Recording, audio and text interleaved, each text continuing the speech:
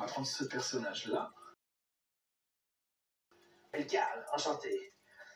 Karl King, pour vous servir. Celui qui fait parler Karl n'est autre que son créateur, Mehdi Garrigue. Il est fabricant de marionnettes. Son nom ne vous dit sans doute rien. Et pourtant, son dernier bébé a rempli les plus grandes salles de spectacle au monde. Jean-Marc, c'est une marionnette qui a le plus gros succès parmi toutes celles que j'ai faites. Faut dire que Jeff a beaucoup de talent. Mais Jean-Marc est pas mal quand même, on va dire. Jean-Marc, c'est la marionnette avec laquelle le ventriloque Jeff Panaclock a connu un succès mondial. Il est content. Qu'est-ce que ça doit te donner? On est content. Avec plus d'1 million de spectateurs à Paris, Londres ou encore New York. Un succès qui vient couronner les 10 ans de carrière de Mehdi, qui a attrapé le virus marionnette à l'âge de 6 ans, lorsque sa mère lui en présente une pour la première fois. Je pense que le petit Mehdi qui est là aujourd'hui serait content de voir tout ce qui a été fait ensuite. Car depuis ses premiers prototypes maison, Mehdi s'est hissé parmi les rares marionnettistes français à travailler pour la télévision et le cinéma. Et il multiplie même les collaborations prestigieuses avec des grands noms du 7e art.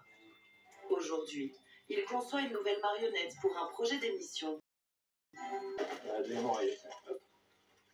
Il a déjà moulé cette forme de tête en polyuréthane, la mousse des matelas, à laquelle il doit maintenant donner vie.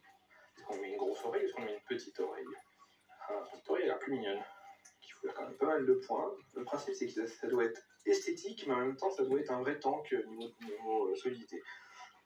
Pour créer les yeux, Mehdi a des petites astuces plutôt surprenantes. Une cuillère, très très bien pour faire des yeux, ça. De la récup que Mehdi trouve partout. Il n'y a pas de magasin pour acheter des éléments pour faire des marionnettes. Effectivement, on est obligé de faire de la récup, de trouver des objets qui ne servent pas du tout à ça à la base. Pareil, ça c'est une boule de déco de Noël sur laquelle on peut effectivement mettre une iris.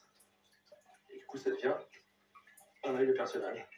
Une marionnette de cette taille représente une centaine d'heures de travail et peut se vendre ensuite entre 5 et 10 000 euros. Mais dans l'art de la marionnettique, il existerait même des œuvres inestimables, des marionnettes cultes que ce passionné collectionne, comme celle rendue célèbre par les guignols de l'info. Donc là, on a la marionnette de Coluche qui a été faite par Alain Dubien. Ça, c'est Emmanueli, Le Pen, Balladur. Là, on est vraiment sur des pièces uniques. Il n'y a plus les moules. C'est des pièces qui ont une grande valeur. Inestimables selon lui. Des pièces cultes que Mehdi compte exposer. Il a pour projet d'ouvrir le premier musée de la marionnette télé